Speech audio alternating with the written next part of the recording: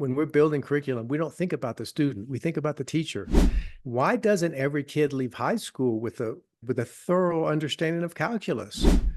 We're teaching math the same way we taught it 100 years ago, and guess what? We're getting the same results. I like teaching things that kids will use for the rest of their lives, no matter what they do. It's not whether or not you fall down, it's whether or not you pick yourself up. I want them to confront failure. I want them to see that it doesn't kill you, and that you just pick yourself up and keep going. And it's just one more step along the way. It's not the terminal event in your life. Hello, my name is Mark Taylor. Welcome back to the Education on Fire podcast. And this is my conversation with John Foster from Middle School MBA.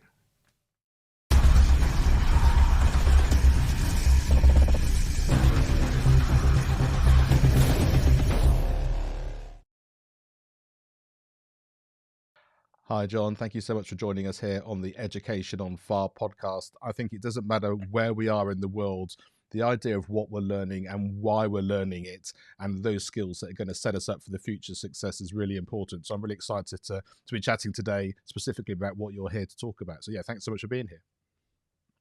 Oh, thank you for having me. I'm honored to be here with you. So why don't we start Middle School MBA? Where did that come from? Because I know you've sort of had your professional career, which has sort of taken you into this part of this sort of world within this sort of part of your life. Yes, well, in Middle School MBA was as you said, I started as a in industry, and I had a career there as an engineer and a business manager. And along the way, I volunteered with Junior Achievement, which is well, it's in the UK as well. It was started over 100 years ago by a guy who was appalled at how little kids understood business. And so this organization recruits volunteers from the business world and has them go into schools and teach the Junior Achievement curriculum to kids. And so I participated in that as a volunteer, and over time I kept adding and tweaking. Apparently I can't leave well enough alone. And at one point I just had my own curriculum. And so I was teaching that in schools, and everybody loved it. And one day I was walking to class and I said to myself, why am I teaching 14 kids? I need to teach 14,000.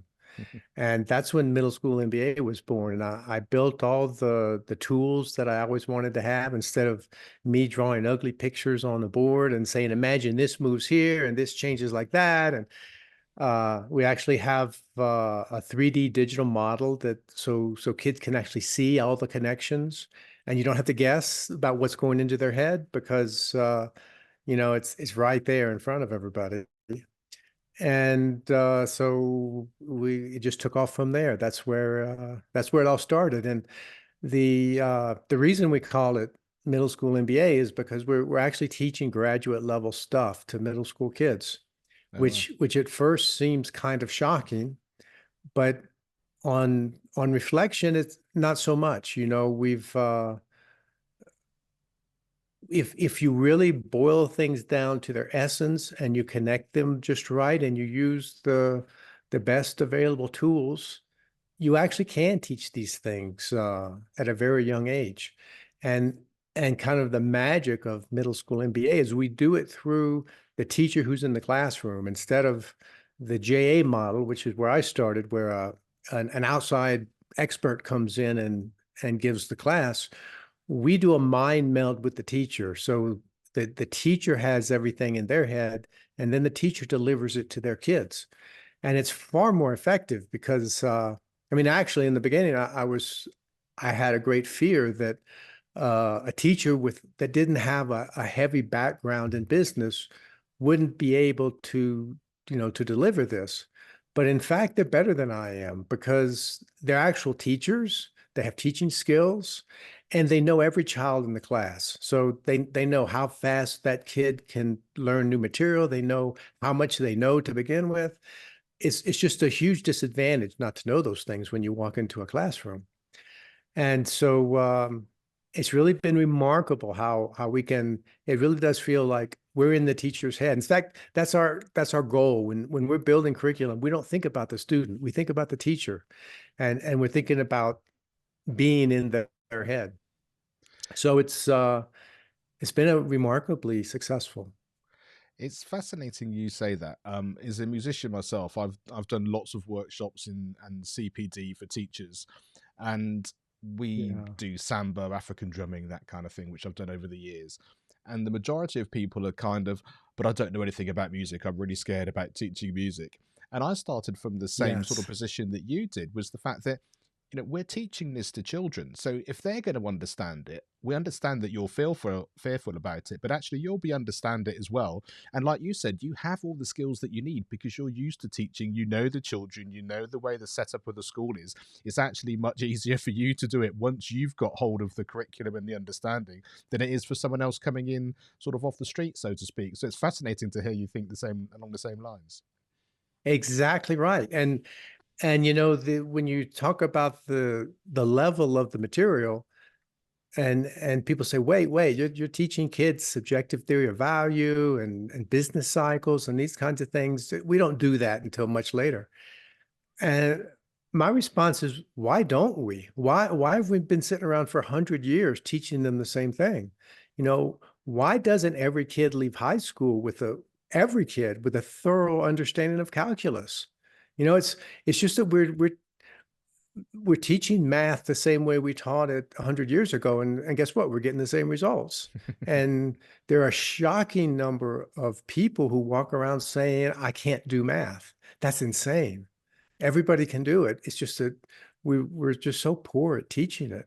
Same for so I one of the things that I like to do in schools is to say, okay, look, Mr. Principal, bring Middle School MBA and plug it into your school. It's super easy to do, and then challenge all your other curriculums to reach that bar. And so in that way, you're not only amping up your business and economics education, but whoever else is clever enough to, history or whatever, and make a step change improvement. Yeah, that's really interesting because I was going to sort of say that in terms of sort of bringing that into the curriculum or bringing it into a school. Is there some sort of feedback or sort of thrust back a little bit because it's like we do our curriculum this way, we have to cover this, the system is set up so that we can do X, Y, and Z, and it works as it works, whether we think it's a good idea or not. So to bring something in from outside and then to make that work, do you sort of need the principles to kind of really understand what that is to begin with, or is it easily to kind of sort of say, no, look, this is going to be the benefits both in terms of you as a school, but of course also for the students involved as well? It all depends. It's a real mixed bag. But typically the principals who are ambitious for their kids are our customers. Really, I can just say the words Middle School MBA to a principal and gauge the reaction that I get, and almost right away I know if that's my customer or not. Uh, Either it's like, okay, I'm going to move heaven and earth to get this in, and by the way, I happen to know that I have two or three programs that really aren't getting me much. They're not very effective. I'm just going to substitute this for that. And and that's a beautiful, easy way to just it's a win-win for everybody. But on the other hand, there are people who are exactly like you described. Well, we're full, we've been doing this for years, and we'd have to take something else out. We don't want to change. So there's plenty of that as well. So I describe it as finding needles in the haystack. Our customers. But the thing is, it's an enormous haystack. Yes. There are dozens of schools in every county. So I mean, it's a big world, and that's just in the U.S. There's another 300 million native English speakers outside the U.S. So it's a very large haystack. And so you sort of mentioned sort of the international element there. How does it sort of work, like say across sort of different countries and things? Is it because of the principles that you're teaching and the way that you're doing it, no matter what the actual curricula itself is in any given country, you can adapt it or you can insert it in a way that's going to be supportive? Absolutely, it's like teaching physics. It's the same everywhere. And so we have schools around the world in Africa and Europe and wherever people speak English, they can adopt it. And yes, from the get-go, I always wanted to teach principles. You can teach a coding language, but but that language is going to be obsolete in 6 years or maybe less as quickly as things move. So I like teaching things that kids will use for the rest of their lives, no matter what they do. And I know one of the important things to you is this idea of failure and failing over and over and just gradually keeping that sort of momentum going. Talk to me a little bit about that, because I know certainly from my experience of teaching music in schools, but probably more importantly, my children going through school, that sense of sitting in the classroom and them feeling like they should know the answer already. They shouldn't put their head above the parapet, or the being inquisitive is not necessarily what they should be doing. They should know all these things in advance. How do you sort of how does that sort of work for you? How do you get that message across and sort of get people to understand it's such a positive thing and it's the way that we're all learning and growing? Well, we do several things in that regard. Um, One is just like preaching the message. Don't be afraid of failure. It's not whether or not you fall down, it's whether or not you pick yourself up, those things. But but probably more importantly is we build the opportunity for failure in every exercise that we do.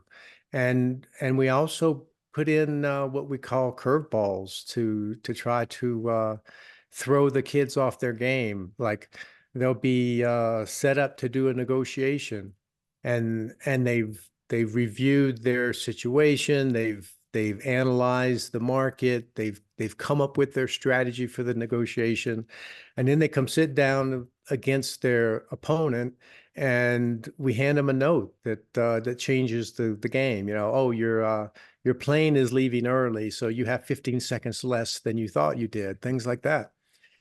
And so I've actually had a principal complain, John, you're setting these kids up for failure rather than setting them up for success.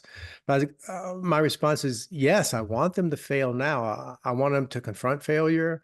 I want them to see that it doesn't kill you, and that you just pick yourself up and keep going. And it's just one more step along the way. It's not the terminal event in your life. We even tell them, when you go to McDonald's, and they tell you, okay, that'll be $7.95. Just ask them, well, would you take 7.50 instead?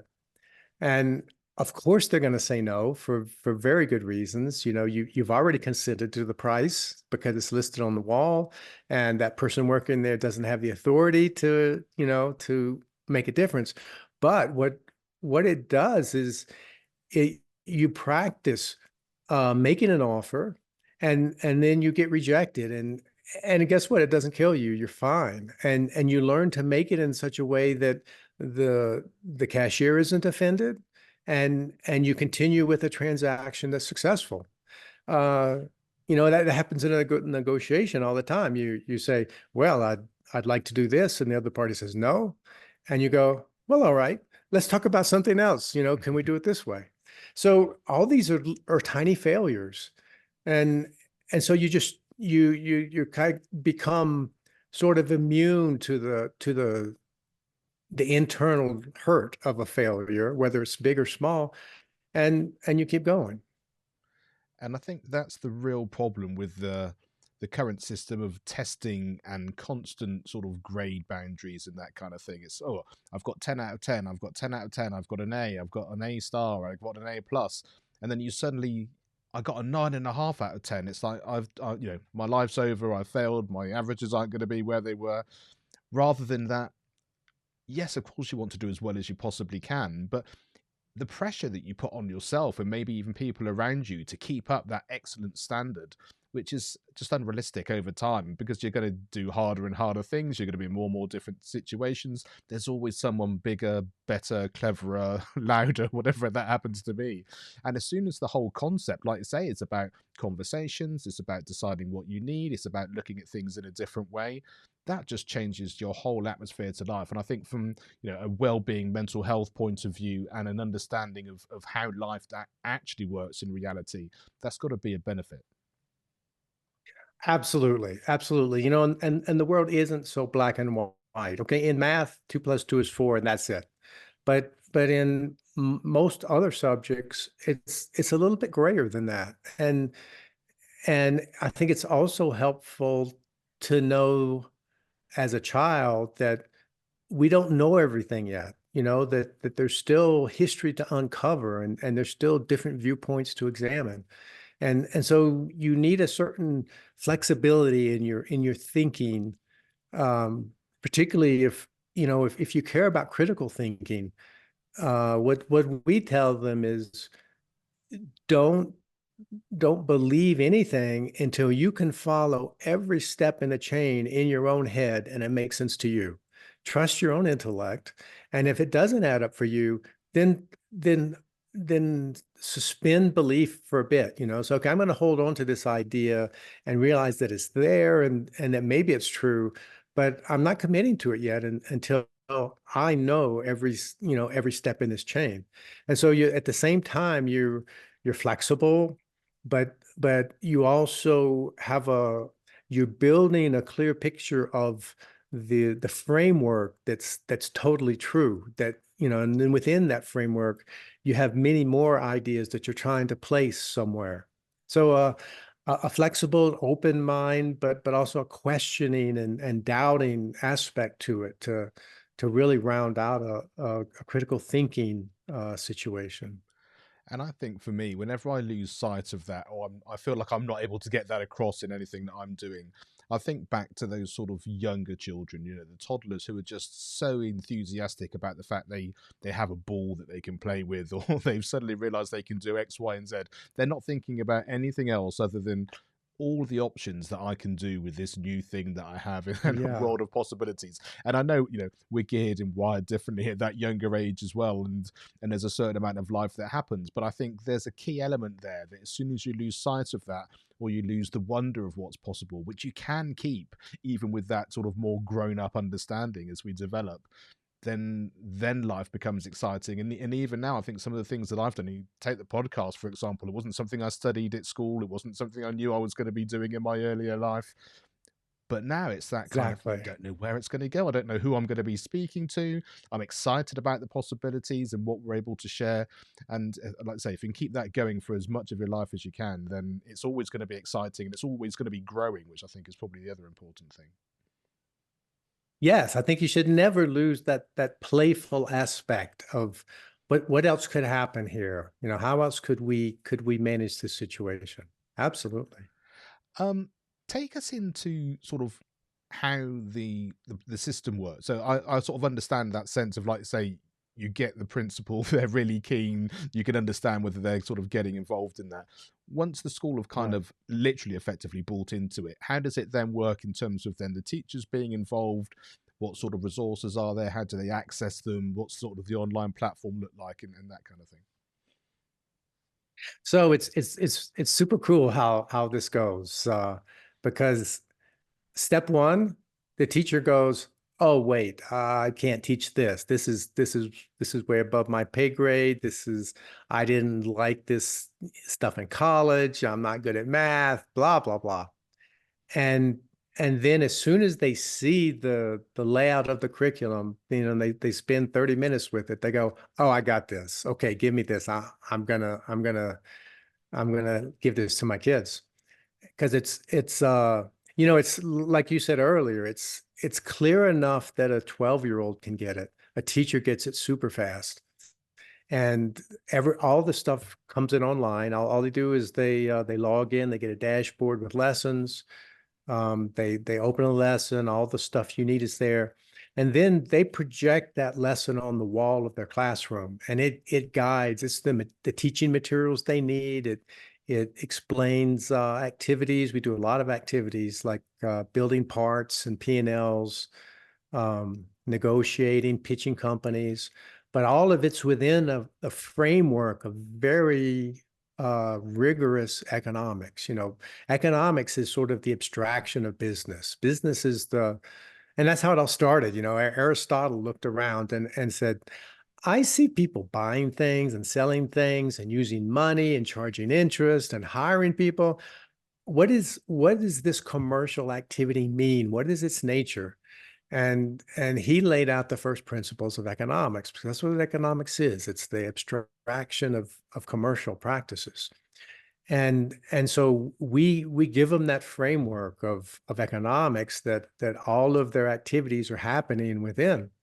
So it's seamless between they don't know the difference between business and economics. They just understand that supply and demand is part of how I get the prices that go into my P&L for my business, you know. So um, it's extremely easy to implement. It's really get credentials today, teach tomorrow, and and it's super fun for everybody. Everybody feels like they're punching above their weight. The kids, the teacher. Um, business is about interactions between people, and so we create a lot of interactions. And when two kids are negotiating, everybody's involved. There's a timekeeper there because time pressure is always a thing, and the rest of the class is involved in setting the thing up and figuring out what curveballs we're going to throw to which kid. And so when these two kids sit down to negotiate, for the rest of the class, it's like a cage match. You know, everybody is tuned in, and so it's just a beautiful thing. Kids start adopting business lingo. They look at their other coursework more seriously. They realize, this is the real world, and it's out there just ahead of me, and I have to prepare myself for it and be ready for it. I mean, that's their job. When you're 11, 12 years old, your job is to grow up and be an adult and take your place in the world, whether you know it or not, whether you're thinking about it or not. That's programmed into your genes. And so they glom onto this. They see it as authentic and useful, and they just dig in. It's funny, you never know which kids are going to be the most enthusiastic. Teachers say that all the time.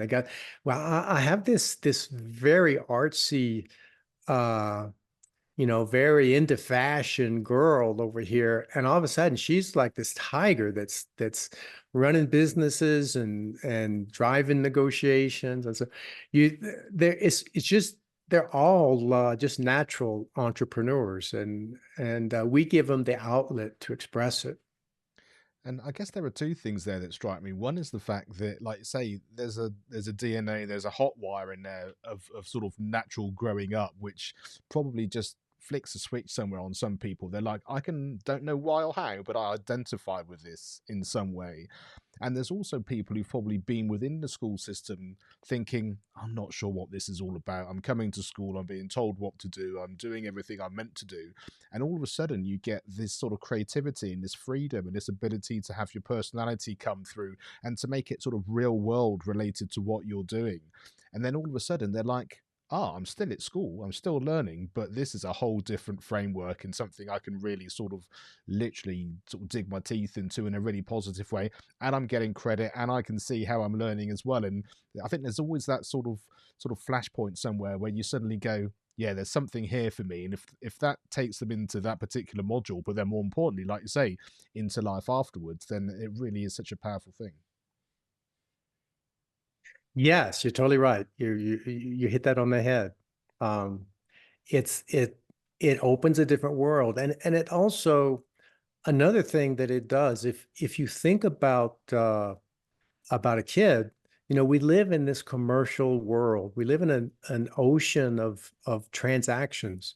And if you're 11 years old and you just see all these transactions happening, it's a bit like a blaster battle in Star Wars. There's just these pieces flying every direction, but they're all chaotic and crazy and unexpected.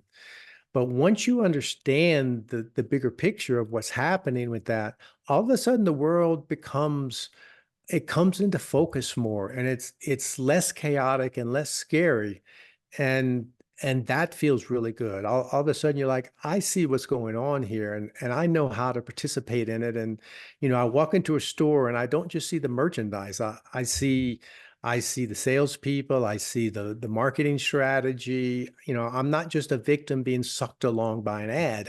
I see the ad, I see what they're trying to pitch to me, I see the approach they're using. And it's an entirely different way to look at the world. And I think once you can see that bigger picture, there's almost an excitement about actually getting on board with it. You think that's really well done, and they've got me, and I can see what they've done. But even so, yes, well done. I'm going to put my money where my mouth is from that point of view. But like you say, with a whole different feeling than just not knowing and just following it like sort of blindness. Exactly. It's kind of what they say about being sold something by a Lebanese guy. He's like, I know he's picking my pocket, but he's so nice and so cheerful. I mean, I'm good with it. You sort of mentioned that this has come out of your experience in terms of business and the world that you were working in, but having sort of got into that sort of educational system and this particular sort of world, is there an education experience that you remember or a teacher that you remember that kind of you think, oh yeah, that maybe they knew something along the lines of what you're talking about now, which sort of you can remember or you sort of took into what you've managed to create? You know, More in the spirit of the thing. I had a chemistry teacher when I was in the 10th grade named Mr. O'Mealy, and he did demonstrations in class. On the first day of class, he took a piece of sodium and dropped it in a beaker. And of course, it made a big flash and flew across the room. And but then he taught us how to do unit analysis, to balance equations. And I went through almost all of college with little more than being able to apply unit analysis to things. And he was just a great teacher. And one day at recess, I had kind of slacked off, and he stopped me at recess and he said, "What happened to you? You started out as a house afire, and then all of a sudden I don't know what's going on. You're not doing much." And just the fact that he noticed, I walked away from that. Oh my God, he actually noticed. And I got back on the stick and started turning out better work. And I don't know, that guy he's always stuck with me. I think if there's one thing I've learned from the 400 odd episodes that we've done here on Education on Fire, it's exactly what you've said there. It's the fact that there's a human connection and there's something about the person and the interaction which makes a difference. Like I say, whether it's a subject related thing or whatever it happens to be. And that happens and comes up so much. And I think it's what you were saying, probably the success of what you're able to create now is the fact that it brings up a different feeling, the interactions with the people, whether it's their fellow students, whether it's the teacher, whether it's the school at large, or however the project gets put together. It's about those interactions. And I think understanding that at the heart of everything you do just suddenly makes your experience of everything you do such a more rewarding thing. Yeah, you're right. And you know what? Even though unit analysis is not formally a part of business or economics, we teach it to kids because I think it's so incredibly important. We do a little sidebar and say, okay, look, here's how the cool kids, make math problems work. And so yeah, Mr. O'Mealy is still built into our curriculum. God, 45 years later or something. Amazing, isn't it? How it sort of carries through. And and is there a piece of advice you'd like to share, or indeed maybe you can frame it in a way, a piece of advice you might give your younger self now looking back? It's be bolder and don't give up. And by that I mean, by bolder I mean act sooner. As soon as you feel like, I mean, in business, the first time you think, maybe we should fire Joe over there, you should have already fired Joe. And when you think, maybe I should move on to a different job, you already should have done it. So don't dwell on those things for 6 months or 2 years or something. You get on about it, and and just never give up. There's no matter how daunting the situation seems, you can pivot, you can change direction, but you can just never give up. You never know when you're going to get a break, or when you're just going to overcome, when finally the obstacles will collapse in front of you. So just never give up. Yeah, I love that, and the being bold thing is something which certainly strikes a chord with me. It's something within my life. There's various different moving parts and opportunities and things coming, and it is that sense of, I'll just wait. I'll just see if this happens. I'll just see if that happens, and then maybe this will happen. And like you say, there's something about the being bold about it because you kind of already know. Yes. And also sometimes you need to do it to create the space for those other things to really come in and take hold. And so I think both of those things become incredibly important. Yes, you can't get in your own way, with self-doubt. And I mean, so frequently, the thing you need to do is the thing that you're scared of. And you just have to go, I'm an introvert by nature, but I do a lot of public speaking because that's how you reach people. And I just had to find my way to it, and be bold. Yeah. And I think that fear often, and it's something which has actually come up in our family. Our daughter's going through the sort of the end of her school life now, and there's sort of lots of unknowns, lots of things going on. And Mhm. it's something that I sort of say quite a lot is the fact that the unknown part of it, which is often the scary part of it, is going to happen multiple times. But when you sort of identify that that is what it is, because if you look back even in sort of her relatively short life, it's like, there was a new school, there was a new class, there was a new teacher, there was a change of friends, there was a new club, and you can kind of start to think, oh yeah, I felt a little bit funny about all of those things, but within the first hour or the first day or the first week, suddenly it's like your best friend has arrived, or a new favorite class, or a new teacher, or whatever. And I think just sort of being aware of all of those things can then give you the power to think, actually, this is maybe slightly fearful, or I feel slightly funny about it, but actually I know it's probably going to be a great success, or at least it's going to be a great learning experience. Yes, and there's a trick that I love. You can trick your brain a little bit when you're approaching a scary situation. There are different hormones that your body produces depending on the situation. And if you say to yourself, you're coming to an unknown situation or an uncomfortable situation, if you say to yourself, "This is going to be fun," it can change the actual chemistry of your brain, and the way it's doing things, and all of a sudden open up a lot of opportunities for you that you otherwise wouldn't. It's a cool trick. And I Your think your brain that's, doesn't necessarily know the difference between. You yeah. can't lie to yourself frequently, or you'll lose credibility. But that's a great one that I've used a lot.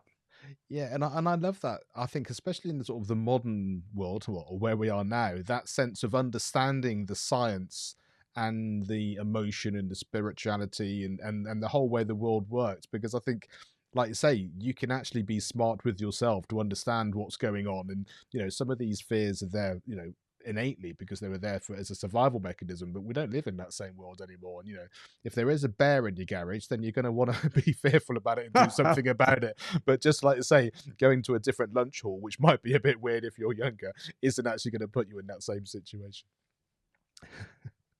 Exactly. Um, is there a resource you'd like to share? And it's going to be anything from a video, song, film, book, podcast, whatever it might be, and it can be professional or personal, but something which you think would be interesting for people. Well, I there are a lot of great economics books that are very accessible, both economics and business. Peter Thiel has a book called Zero to One, which is extremely good, very thoughtful. He's a very deep guy. And then there's Murray Rothbard has written tons of very accessible things on economics and history that put things in a light that you never recognized before. So anybody can benefit, I think, from reading those guys. Yeah, I love that, and I love the correlation there. Like say about a sort of a different light on things, because that's kind of the impression I sort of get from what it is that you're producing. We're still learning, we're still doing things in the educational setting, but that different spotlight, that different way of doing things, I can see how that's something that really identifies with you. So obviously the acronym FIRE here at Education on Fire is really important. By that we mean feedback, inspiration, resilience, and empowerment.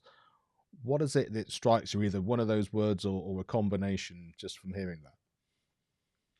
Well, for me, I like the expression that genius is 1% inspiration and 99% perspiration.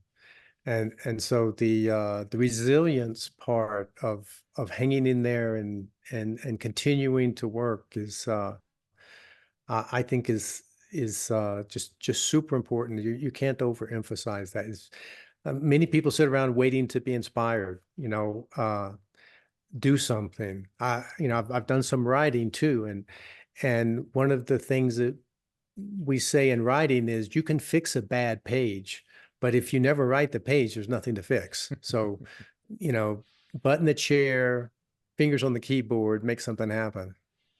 I love that, and the work in the resilience I can identify with as well. The 10,000 hour rule of practice to learn an instrument or to Yes, become skilled at something. I've been inspired many times, but I can remember more of those early mornings, late finishes, practice rooms, all of those things, in order to get to the point of being able to actually deliver the thing I want to from that original inspiration. And I think both sides of those coins, they're so important for people to understand. definitely. So this has been absolutely wonderful conversation. I love the mixture of the real world with the education, because it's what we're all about here. It's that sense of we're here to learn, we're here to kind of give people the skills they need, but also the understanding they need. And I think also to have these conversations that people listening can go, I've been looking for something, I've been thinking of something, I wanted to mix it up in some way or another, whether, like I say, it's a principal who can bring it straight into a school, whether it's a teacher who can take it to a principal and sort of say, look, this is out here and whatever. So what's the best thing for people to do if that's indeed what they're thinking? Where should they go? Where should they try and find out more? You just need to go to middleschoolmba.com.